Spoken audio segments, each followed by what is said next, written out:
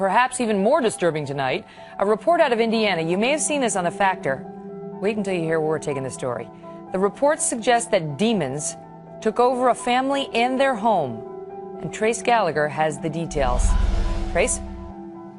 And Megan, the comparisons to the Amityville are notable because it was just days after the Ammon family moved into their house. They say the horror began, the black flies swarming, children being levitated, shadowy figures pacing the house. Here's the mother. Listen.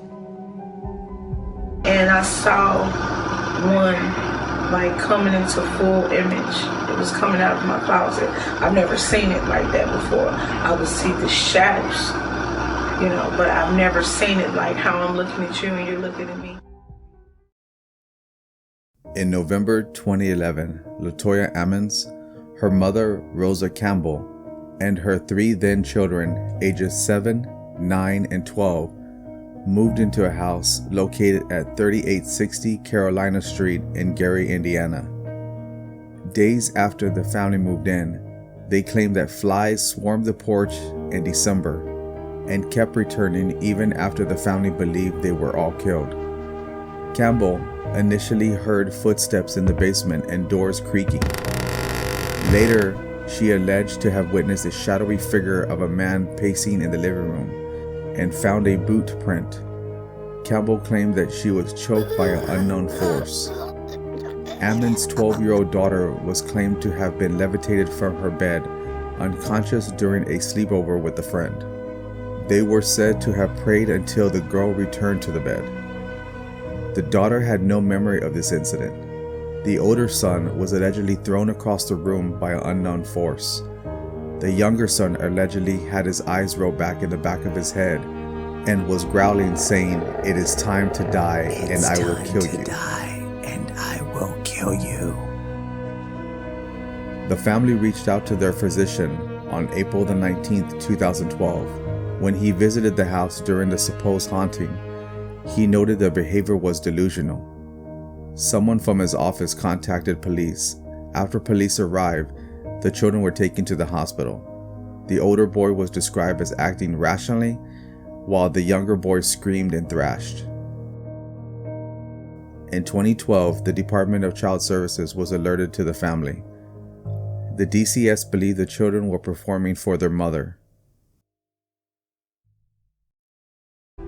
The family sought help, but between the horror stories, the kids missing school, and being injured, the family doctor and child services got involved, with child services pointing the finger at mom, writing, quote, "They believe the mother may have mental health concerns. They believe the children are performing for the mother and that she's encouraging the behavior." Then child services witnessed something that changed their view. The 9-year-old boy thrown against the wall with no one touching him. Then they write, quote, "He had a weird grin on his face and began to walk backwards while the grandmother was holding his hand. He walked up the wall backwards. He flipped over and landed on his feet in front of the grandmother and sat down in the chair." Police also thought the story was a hoax until they went to the house and saw blinds dripping with oil and water where there was no source, and a mysterious figure in a window when no one was home. 37-year police veteran Captain Charles Austin saying, quote,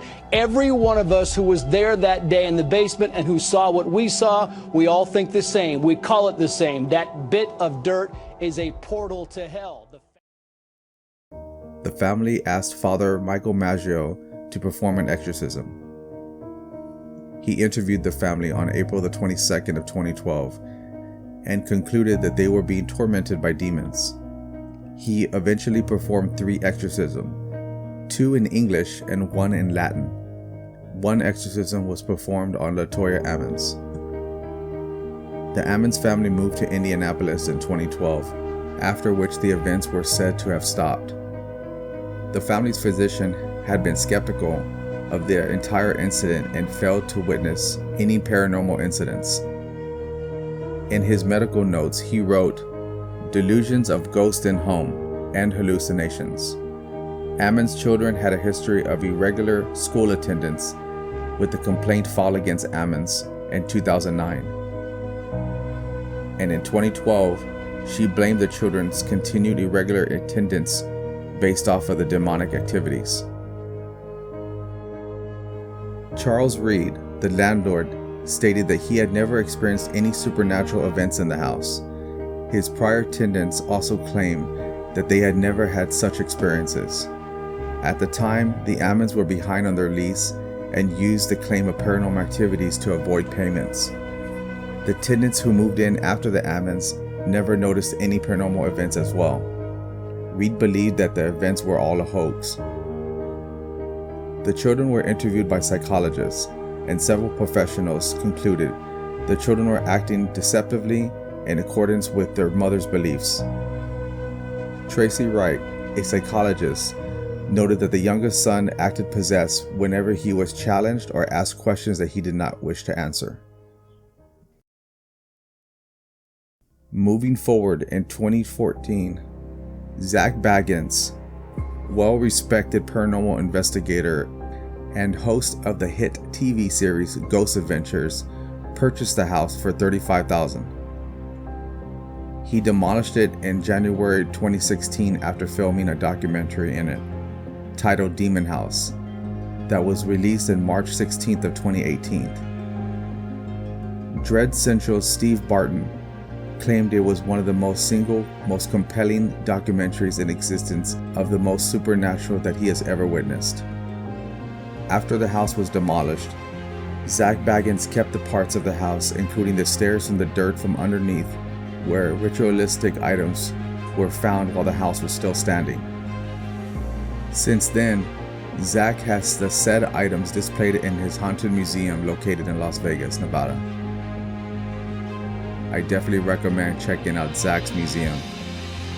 If you're into the strange and occult, this is definitely a place to go check out and is worth it. So what do you think? Do you think this is all a hoax, or this is the real deal? Leave your thoughts and comments below. Again, I want to thank you for watching. Don't forget to like and subscribe and hit that bell icon. And until next time.